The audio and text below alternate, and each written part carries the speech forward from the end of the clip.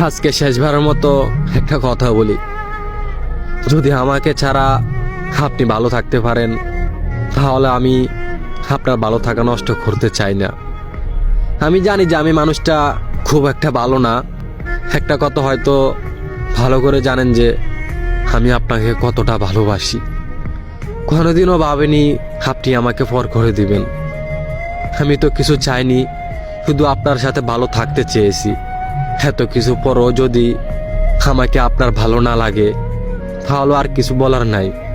সবশেষে একটা কথা বলবো, অনেক কষ্ট হবে আপনাকে ছাড়া থাকতে, কারণ আপনাকে অনেক বেশি ভালোবাসি।